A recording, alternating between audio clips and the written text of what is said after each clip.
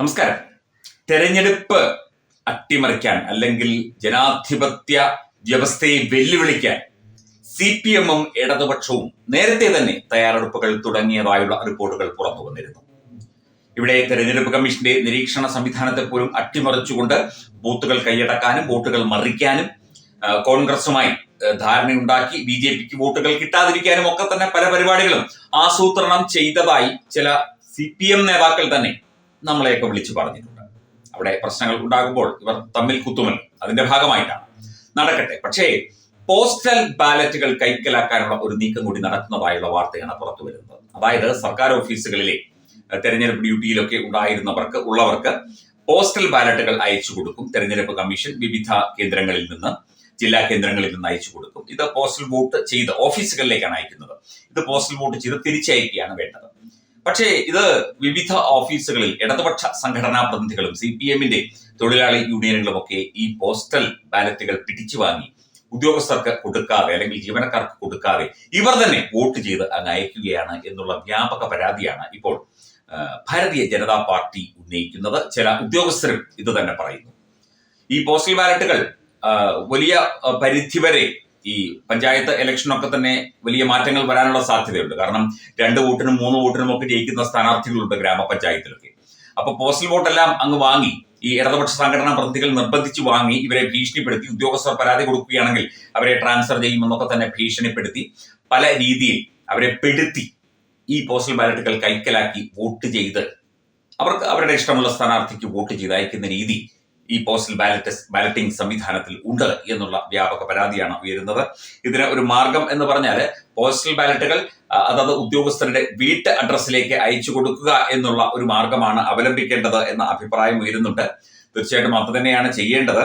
സർക്കാർ ഓഫീസുകളിലേക്ക് എത്തുന്ന പോസ്റ്റൽ ബാലറ്റുകൾ ഇടത് സർവീസ് സംഘടനാ പ്രതിനിധികൾ കൈക്കലാക്കുന്നു, അവർ അപഹരിക്കുന്നു, എന്നിട്ട് ഇവർക്ക് സൗകര്യമുള്ളവർക്ക് വോട്ട് ചെയ്ത് തിരിച്ചയക്കുന്നു എന്നുള്ളതാണ്. വീട്ടഡ്രസ്സുകളിൽ നൽകണം എന്ന തെരഞ്ഞെടുപ്പ് കമ്മീഷനോട് ആവശ്യപ്പെടുന്നതായിട്ടാണ് ഇപ്പോൾ BJP സംസ്ഥാന ഘടകം അറിയിച്ചിരിക്കുന്നത്. സർക്കാർ ഓഫീസുകളിലേക്ക് എത്തുന്ന പോസ്റ്റൽ ബാലറ്റുകൾ ഇടത് സർവീസ് സംഘടന നേതാക്കൾ എത്തി പിടിച്ചു വാങ്ങുകയാണ്, കൈക്കലാക്കുകയാണ് ചെയ്യുന്നത്. ഇതെന്ത് ജനാധിപത്യ രീതിയാണെന്ന് മനസ്സിലാക്കുന്നില്ല. സർക്കാർ ഉദ്യോഗസ്ഥർ ചെയ്യേണ്ട പോസ്റ്റൽ വോട്ടുകൾ ഇവർ തന്നെ, സർവീസ് സംഘടനകൾ തന്നെ കളക്ട് ചെയ്ത് അവർ തന്നെ വോട്ട് ചെയ്ത് അങ്ങ് അയക്കുകയാണ്. അപ്പോൾ മിക്ക പഞ്ചായത്തുകളിലും ഇവർ തന്നെ ജയിക്കാനുള്ള എല്ലാ സാധ്യതയും അവർ തന്നെ ഒരുക്കി വെച്ചിരിക്കുന്നു. കള്ളത്തരങ്ങളിലൂടെ, പൊള്ളത്തരങ്ങളിലൂടെ എന്നും മാത്രമേ ഉള്ളൂ. അതുപോലെ തന്നെ നിരവധി വനിതാ ജീവനക്കാർ അടക്കമുള്ളവർ ഇത്തരത്തിൽ ഭയന്ന് പോസ്റ്റൽ ബാലറ്റുകളൊക്കെ ഇവർക്ക് നൽകി കഴിഞ്ഞു. പിടിച്ചു വാങ്ങി അങ്ങ് വോട്ട് ചെയ്യുകയാണ്, തട്ടിപ്പറിച്ച് വാങ്ങുക എന്ന് വേണമെങ്കിൽ പറയാം. അപ്പോൾ വനിതാ ജീവനക്കാരാകുമ്പോഴത്തേക്കും ഭയപ്പെടുത്താൻ എളുപ്പമാണ്. വരട്ടാം, ഭീഷണിപ്പെടുത്താം, നിങ്ങളിവിടെ ജോലി ചെയ്യേണ്ടവരല്ലേ എന്നൊക്കെ ചോദിക്കാം.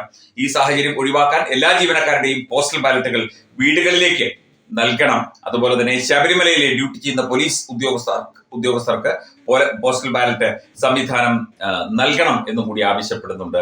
അപ്പം ഈ പോസ്റ്റൽ ബാലറ്റ് സംവിധാനത്തെ തന്നെ അട്ടിമറിക്കാനുള്ള ശ്രമം CPM നടത്തിക്കൊണ്ടിരിക്കുകയാണ് എന്ന വ്യാപക പരാതിയാണ് ഉയരുന്നത്.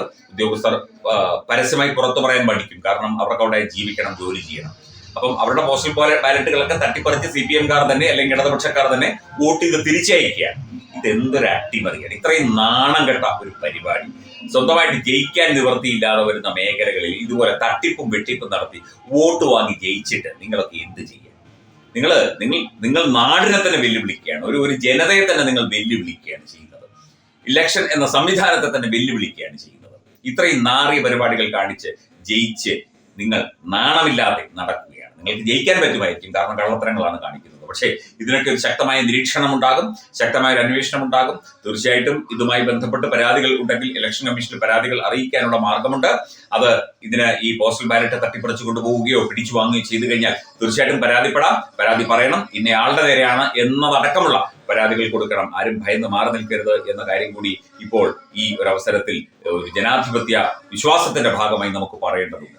പോസ്റ്റൽ ബാലറ്റ് തട്ടിപ്പറിച്ച് കള്ളവോട്ടിട്ട് തിരിച്ചയക്കുന്ന, ഇത്രയും ചെറ്റത്തരം കാണിക്കുന്ന ഒരു പാർട്ടി എന്നിട്ട് തെരഞ്ഞെടുപ്പിൽ ജയിക്കും അല്ലെങ്കിൽ ജയിച്ചു എന്ന് പറഞ്ഞുകൊണ്ട് നടക്കും. കള്ളന്മാരുടെയും കൊള്ളക്കാരുടെയും പാർട്ടി, എല്ലാവരെയും കള്ളന്മാരെയൊക്കെ തന്നെ വലിയ തോളിൽ എടുത്തുകൊണ്ട് നടക്കുന്ന ഒരു പാർട്ടി.